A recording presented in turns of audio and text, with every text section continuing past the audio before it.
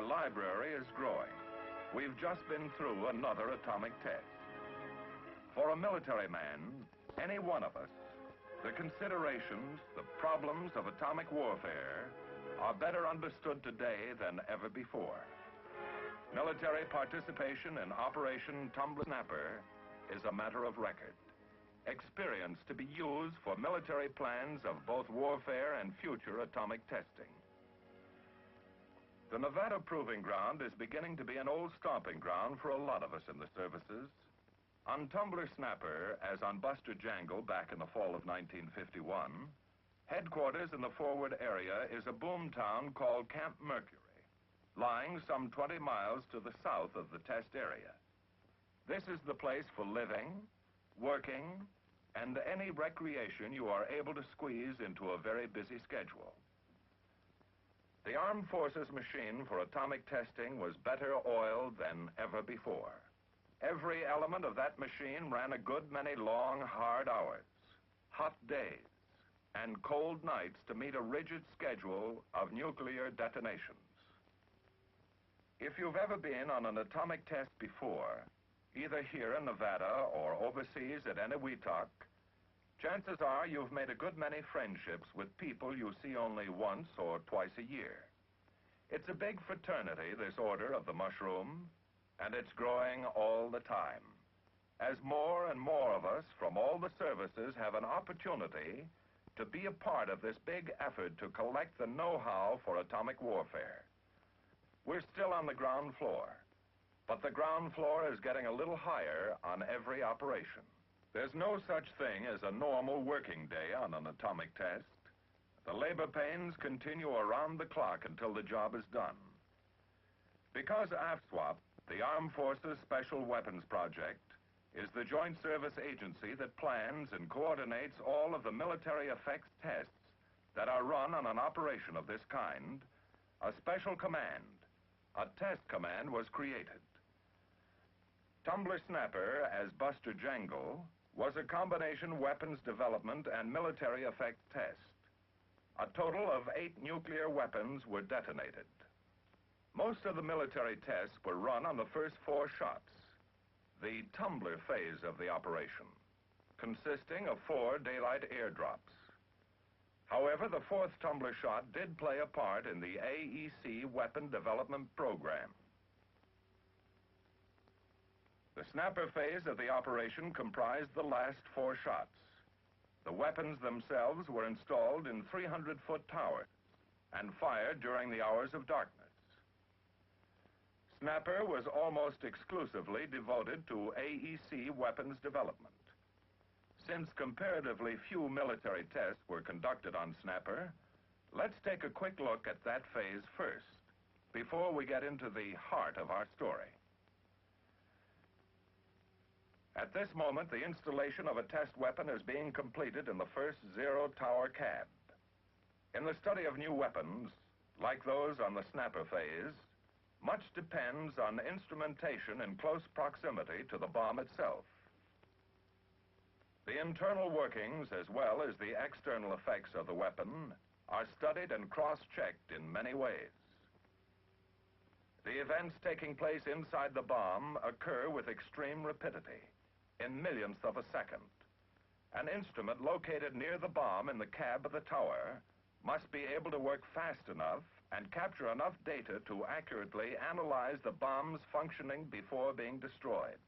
The record of the weapon's behavior, recorded in a millionth of a second before it flies to pieces, is sent back down the coaxial cable from detecting instruments in the cab to a recording station several thousand feet away. The weapon is in position and the firing circuits checked out, ready now for firing from a control panel back at the CP. The underlying philosophy behind the entire weapon development program is to realize the maximum kiloton yield from the fissionable material involved. In other words, obtain the highest degree of efficiency. However, equally important is the continuing development of different weapon types to provide complete flexibility in delivery methods and techniques. At the CP, Scientific and military directors wait out the final few hours. Everything is in place. Everything is ready at the Nevada Proving Ground. From now until each hour, the entire test site, all operations, the detonation of an atomic weapon over the Nevada desert, pivots around one focal point, the fortunes of weather. Here in sequence are the 4 snapper blasts, detonated atop their steel towers on the 7th and 25th of May and the 1st and 5th of June. The weapon ideas being proof-tested on Snapper involve weapons of a smaller physical size that might be carried externally on fighter-type aircraft in tactical air support of ground operations. Every nuclear detonation is followed up by the priority operation of collecting samples of the unburned fissionable material and bomb debris. Atomic cloud sampling with jet aircraft, an idea tried on Buster Jangle for the first time, is standard operating procedure on Tumbler Snapper. The jets can get the required samples faster and with less personnel exposure. 2 men ride in the sampler aircraft, a pilot to fly the airplane, and a radiological safety man to help him locate and penetrate the hot spots in the cloud where the required samples can be gathered. The planes themselves are radiologically hot, very hot, because the skin of the airplane has collected bomb debris too. The problems of working with high levels of radioactivity are pretty well understood by this time. The safety precautions have been proven and defined in the course of literally dozens of cloud sampling sorties on previous atomic tests. The approach is realistic. The hazards are understood thoroughly. The cloud samples themselves are collected in wingtip sniffers, specially designed tanks suspended from each wing. Inside the sniffers, chemically pure paper filters are installed to latch onto and hold particles of bomb debris the plane encounters in its passes through the cloud. The operations are simple and literally eliminate the possibility of any serious personnel radiological contamination. All post-blast recovery of sample papers, as well as decontamination of the planes, will take place here, at a safe distance from the flight line. The jets will be ready for operation in about 24 hours from now.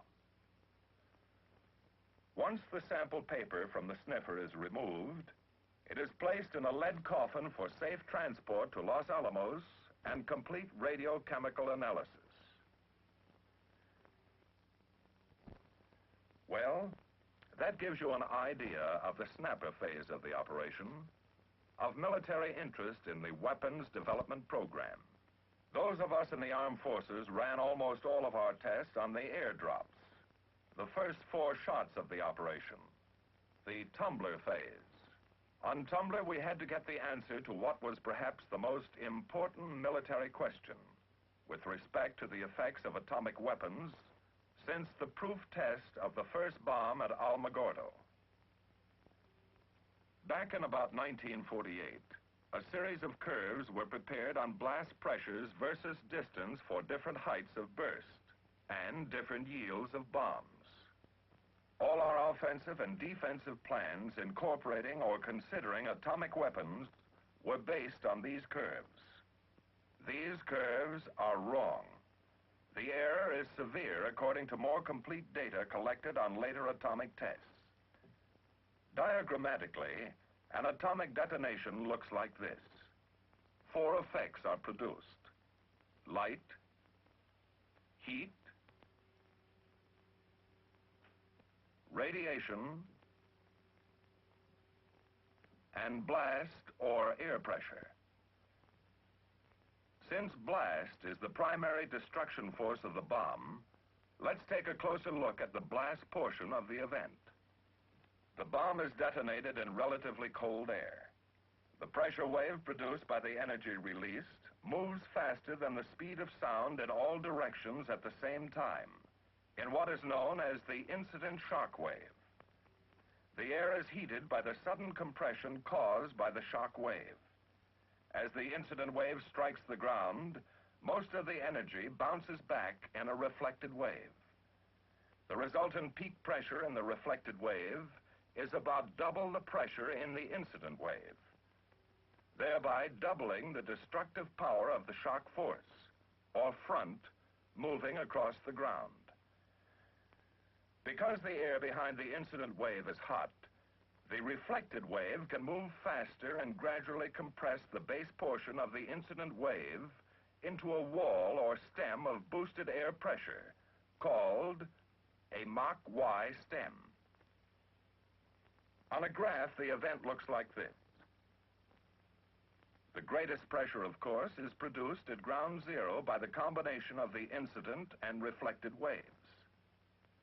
The pressure gradually drops off as the waves move out from ground zero until the Mach Y develops and increases the pressure again. It was this amplification which extended the area of damage at Hiroshima and Nagasaki.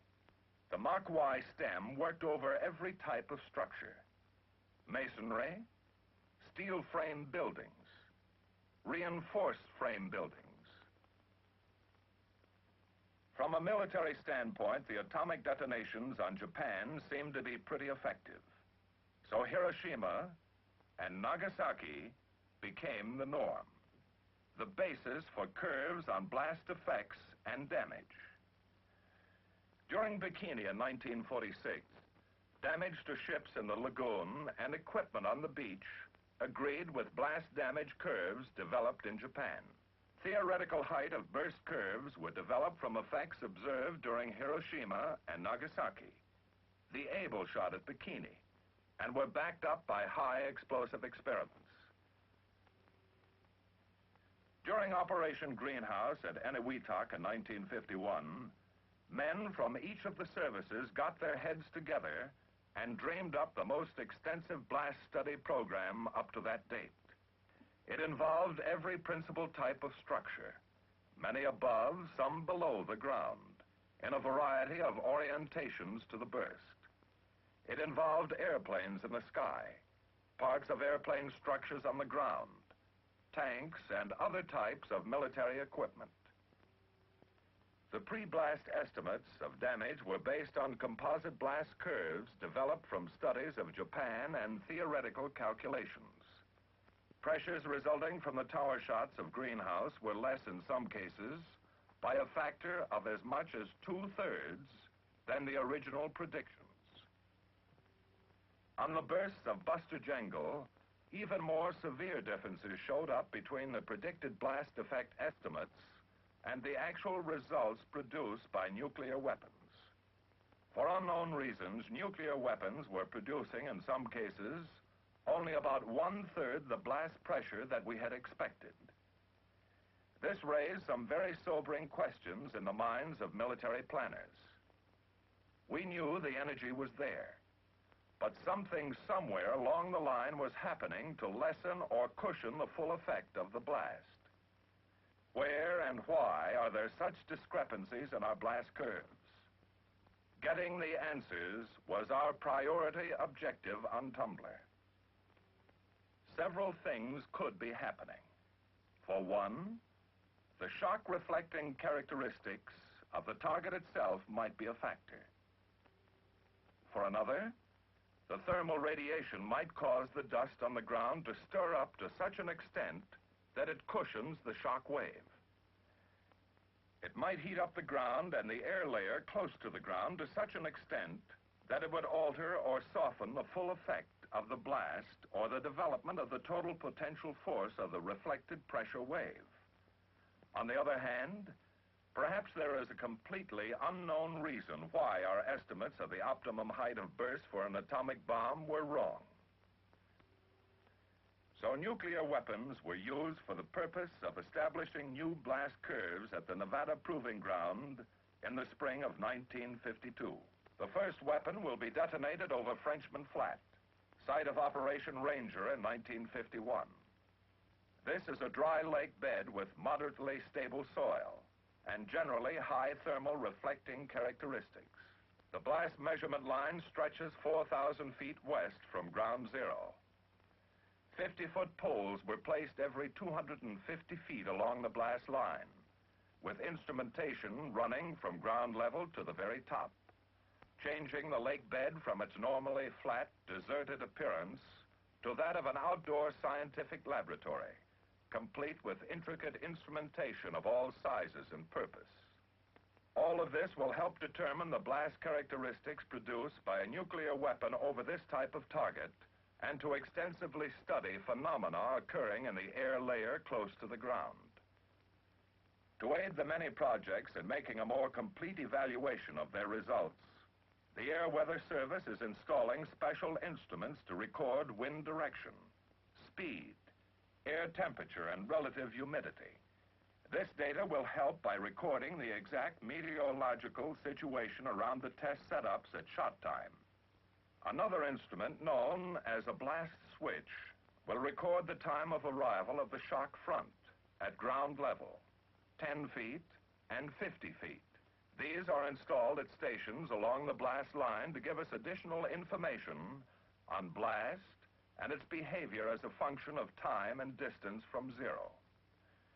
The next set of instruments, Wianco gauges, located at 3 elevations on the pole, will measure variations in pressure with time and distance. Gauges on the pole are parallel to the blast line, and at ground level are flush with the earth. The gauge itself incorporates a pressure-sensitive recording element placed behind the hole in a 17-inch baffle. We're trying every angle and every gadget we can to find out what really does happen when an atomic bomb kicks out fiercely at the world around it. To get a picture of blast pressure driving into the ground, we're installing self-recording accelerometers 5 feet below the surface. At this shallow level, we hope to obtain data on movement of the shock wave, both vertical and horizontal through the medium of Earth.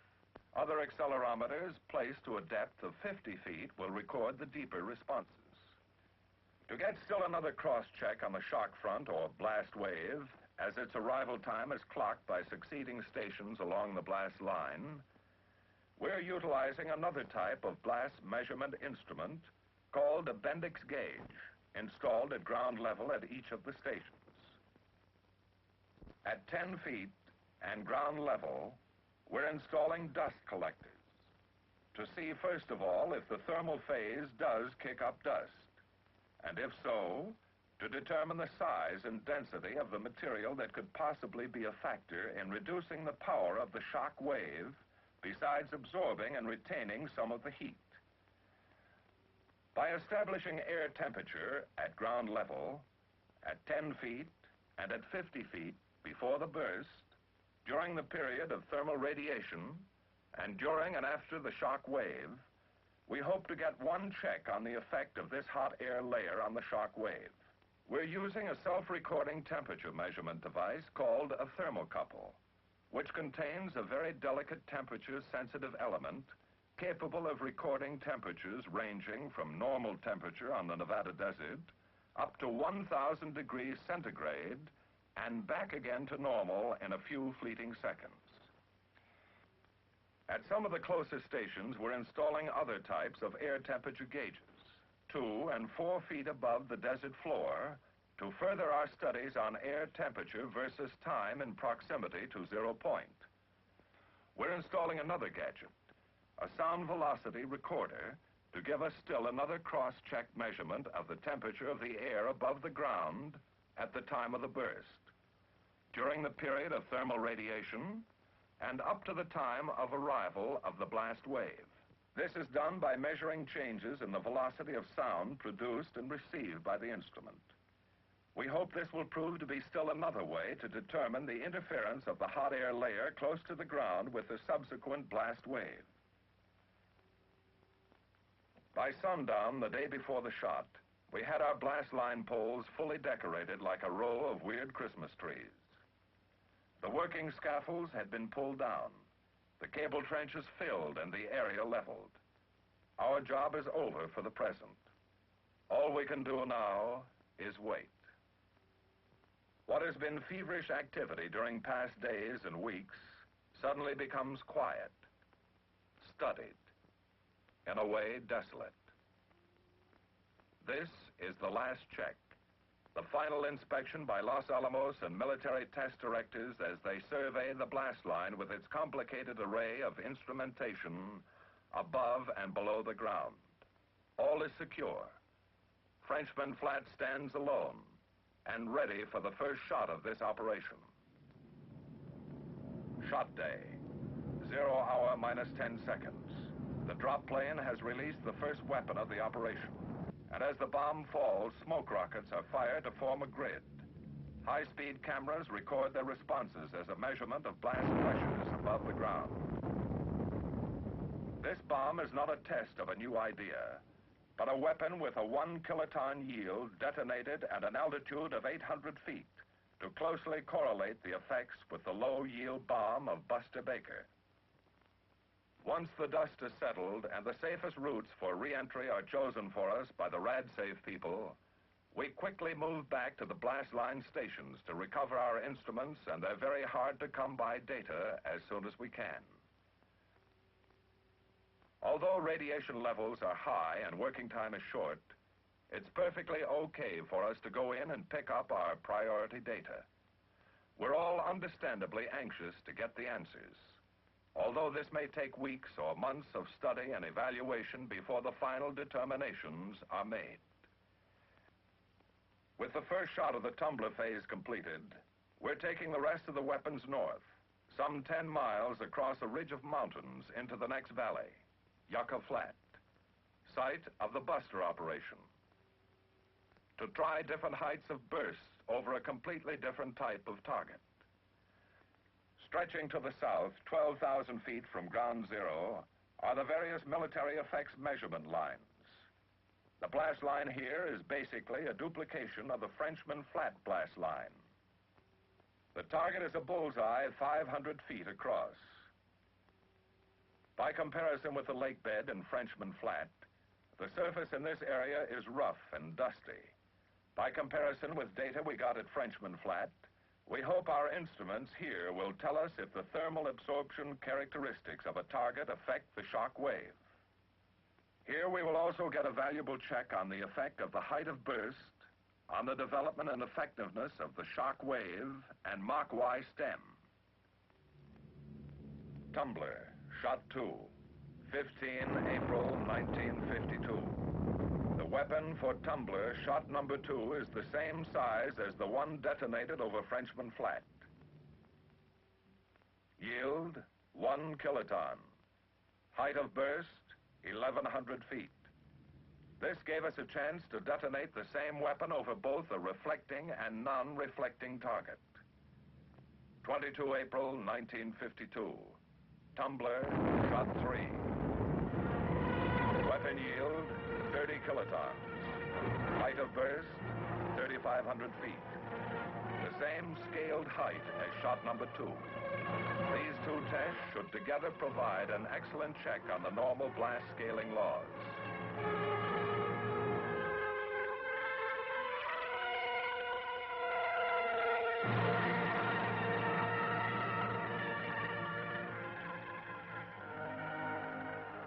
To help the defense establishment produce their new height of burst curves, the Air Force dropped the weapon in a standard ballistics case.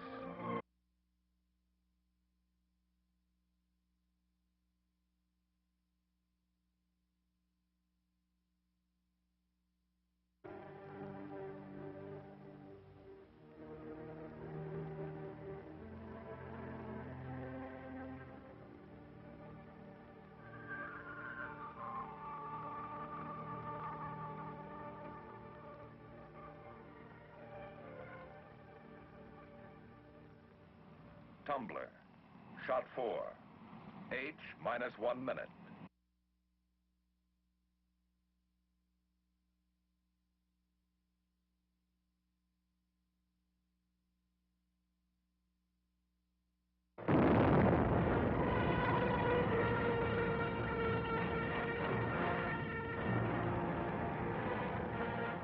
Yield, 20 kilotons.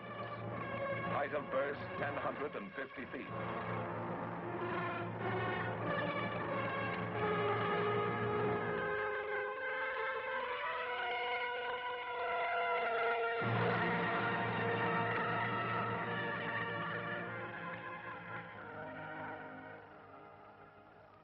have had the opportunity to measure and study the characteristics of blast, the basic destructive force released by an atomic bomb, to study it in the course of 4 detonations over 2 types of targets, 3 different heights of bursts, and 3 different yields. The Tumbler operation provided good experimental data on which we can base new height of burst curves for operational use. These curves falling between the old theoretical curves and the data obtained during Buster, providing for the first time experimental proof of the advantage of detonating an atomic bomb high in the air when weak targets such as aircraft are involved.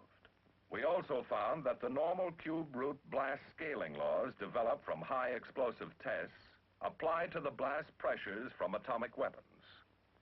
A new phenomena which may account for the low pressures measured on previous tests was observed for the first time on the 4th shot of Tumbler, a so-called precursor pressure wave moving out from ground zero in advance of the incident shock wave from the bomb. This precursor wave may be caused by the intense thermal radiation released at detonation. We'll have to study, analyze, and cross-check, and then return to our outdoor laboratory again to proof-test our findings. But blast phenomena wasn't the only thing studied on Tumbler. Let's go back and take a look at some of the others. Before Tumbler, there was little information about the effects of blast on aircraft dispersed in the vicinity of the burst. We didn't know for sure how much blast pressure an aircraft could withstand and still take off on a mission. So we moved a variety of aircraft types into stations at various distances from ground zero. The aircraft themselves were positioned in a variety of orientations to the burst. Some faced directly into it, some directly away, some at oblique angles, some at right angles. Will orientation be a factor? If so, how much? Since a fighter is built to withstand greater load factors than a bomber, will the fighter sustain less damage? Will jet planes, which are built to withstand the great pressures of high speeds, sustain less damage than conventional aircraft? We're primarily attempting to define the damage area limits under the different conditions of detonation.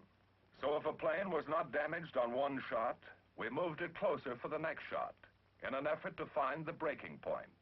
Some aircraft themselves are instrumented to record the strains and pressures inflicted upon them. We're backing up the instrumentation in the planes with thermal measurement instruments near them on the ground.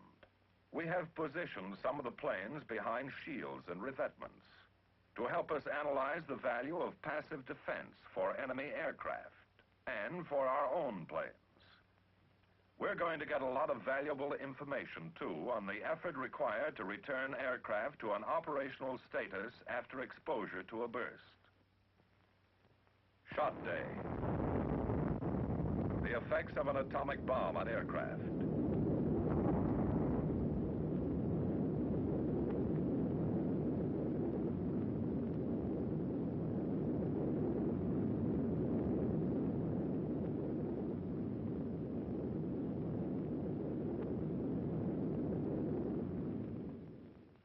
After a shot, we're all anxious to get back to our test setups and see for ourselves what happened.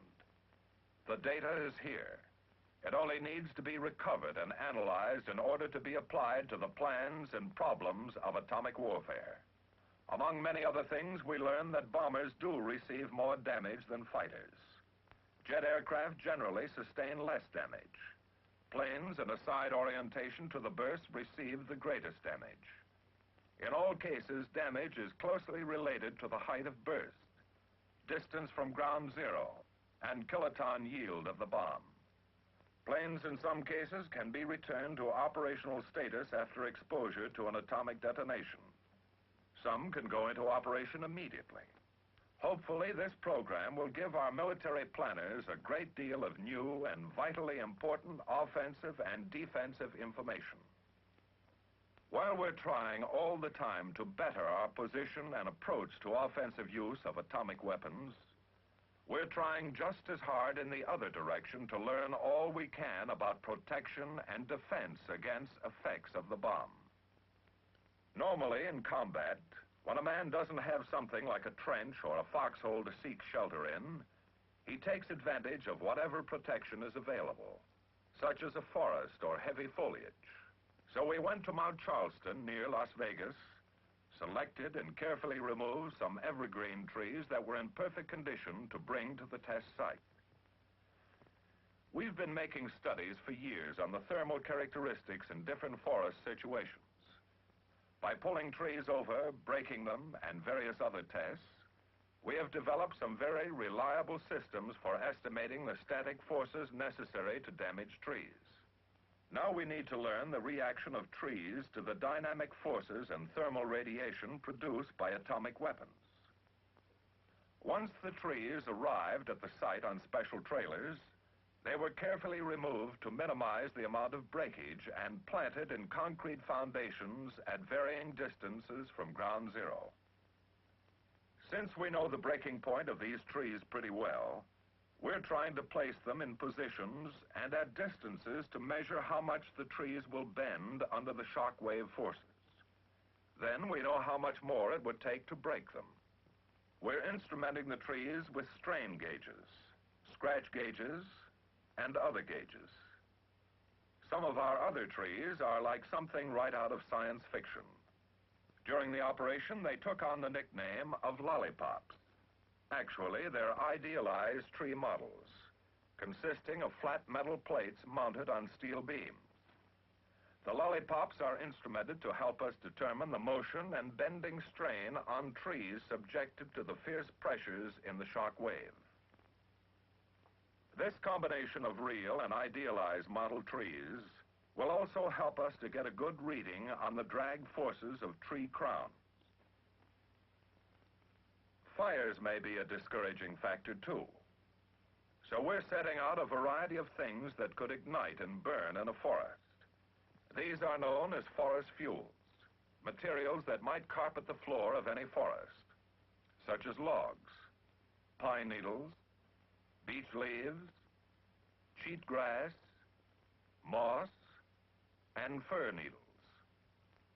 The blast and fire of an atomic bomb are even more dangerous in populated areas.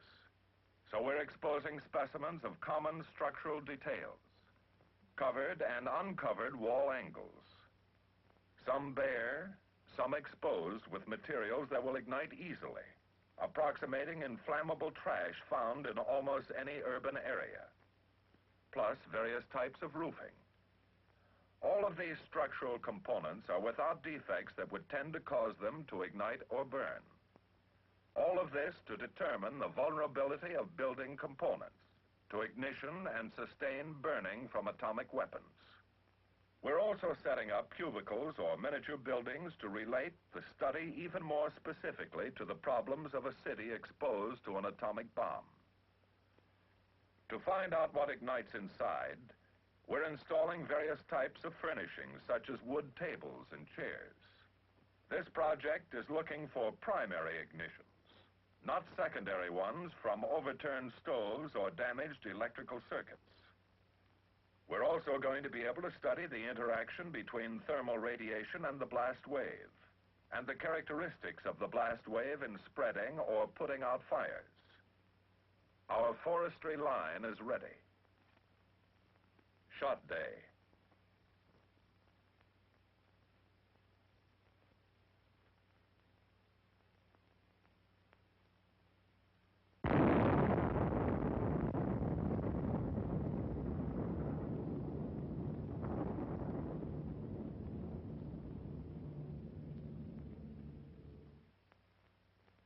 About shockwave effect on our trees, we learned that they are fairly flexible even against the dynamic force of the bomb. There was a minimum amount of breakage and little damage from flying missiles. However, all of our stations did not come out unscathed. We found that with trees in good condition, generally good thermal protection will be available, thus lowering the degree of burning and the ultimate area of damage. But a full evaluation of their blast protection or hazards will depend on more extensive tests in the future. Our fuel samples were upright to provide the most ideal conditions for igniting and to help us find the limits of the bomb's ability to start and blow out fires. It is only relatively close in that the shock wave blows out a fire.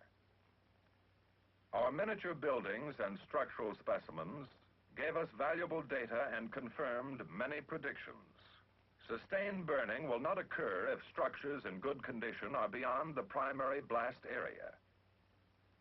After the heat from the bomb has diminished, the fire will generally go out. There would probably be some ignitions through open and broken windows. Then we set out to broaden the foundation of knowledge on which we can reliably base troop participation in atomic warfare. First of all, we want to learn more about the effect of atomic bombs on the combat tools of ground troops. So we're going to let the blast work over a wide range of implements used by soldiers in the field. A cross-section of everything that rolls or shoots will be exposed in a variety of orientations to the bursts and at several distances from the detonation, from large artillery units and heavy machine guns to light weapon emplacements. Shot day, Camp Desert Rock, H-5 hours. Throughout much of recorded military history, it's clear that the effectiveness of troops is geared to their psychological attitude toward the weapons used and situations encountered.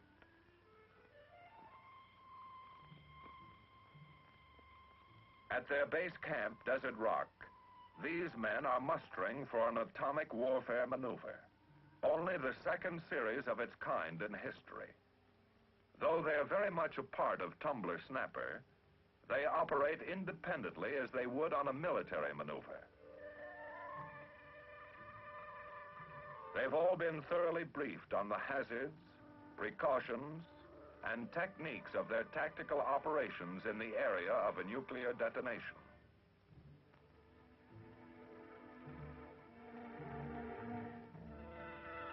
After the time check, the word is roll out. Every man is accounted for.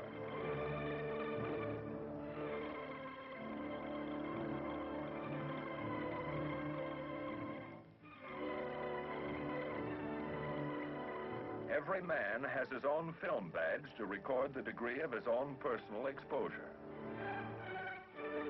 Every group is accompanied by trained radiological safety monitors to be with them in the contaminated areas.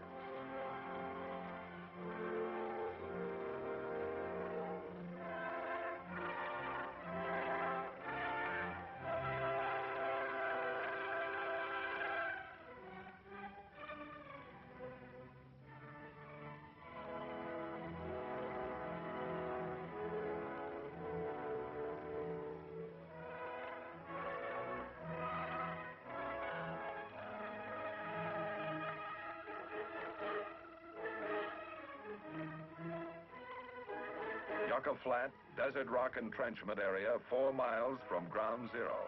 H-90 minutes.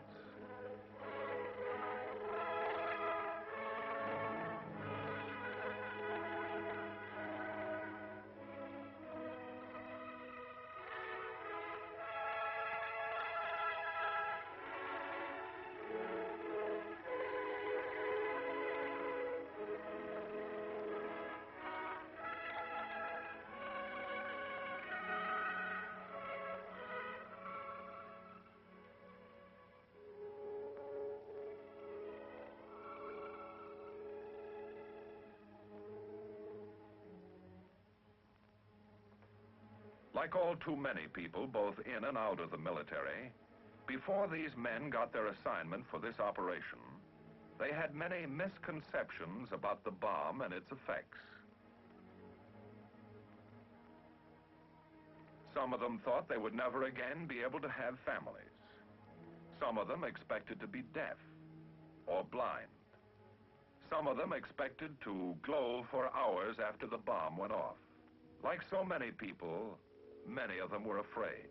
They had never taken the time or invested the effort to learn the facts about what to do in case of atomic warfare. These men have been indoctrinated in what goes on and what to do when the bomb goes off. Any doubts that are left will be eliminated after the full experience of this operation. Planning level observers from throughout the defense establishment have an opportunity to study the maneuvers from close range. H hour minus 5 minutes.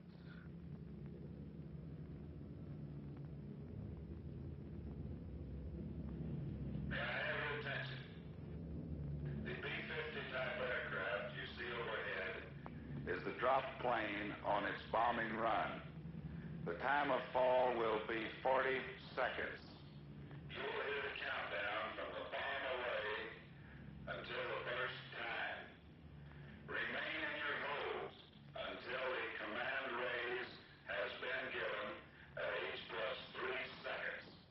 If you stand up too soon, the intense light will temporarily blind you, and the heat will give you the equivalent of a severe sunburn. When the command raise has been given, stand up and lean against the rear of your foxhole. This will brace you against the shock wave, which will arrive at this point at burst time plus 25 seconds. It is now H minus 2 minutes. Everyone kneel down in your foxholes, look down, and stay down.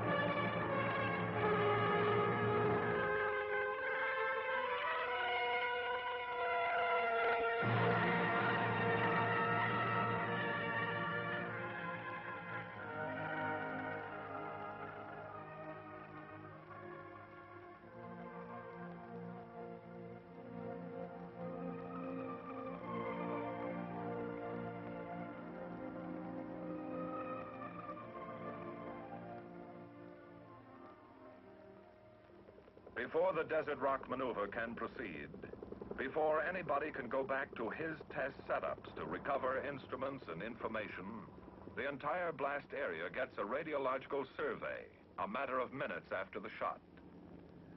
The armed forces are responsible for all radiological safety on the operation. This is very important experience for military preparedness as well.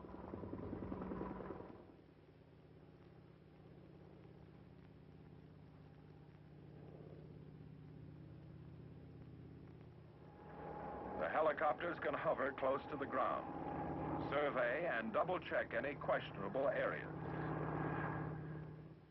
Re-entry routes and procedures are determined accordingly by the men of RadSafe Operations and the commanding general of Desert Rock. On 3 of the Tumbler shots, the Strategic Air Command operated bombers at operational altitudes above the burst. This is another part of the Defense Establishment program to give more service people the experience and confidence for atomic warfare operations. We re-enter our display areas close to ground zero once RadSafe okays us for the move up. Since the biggest value of the operation is for us to prove to ourselves that it can be done and find any weak points in the training, psychiatrists are with us to study our reactions before, during, and after the experience. No one can ever fully make you realize what you'll see and feel when you experience an atomic weapon detonated for the first time. It's quite an experience, no matter where you are to watch it. This kind of experience is immensely valuable for any military man, and it will be a part of the tactical training for a great many Army and Marine field forces in the future. In the minds of many of the men, there was doubt and fear before. Now there is confidence. Confidence that comes only with experience. Just treat it with respect rather than fear. Use a little common sense and observe a few basic precautions. After the walkthrough, we moved back out of the contaminated zone to our parking area. We made it, and so can anyone else who goes through this kind of operation. 3 months ago, all the gold in Fort Knox wouldn't have made us want to do it. Now we wouldn't take anything for the experience. We've proved a lot to ourselves and to a lot of other people who need to know it can be done. And we're proud of it.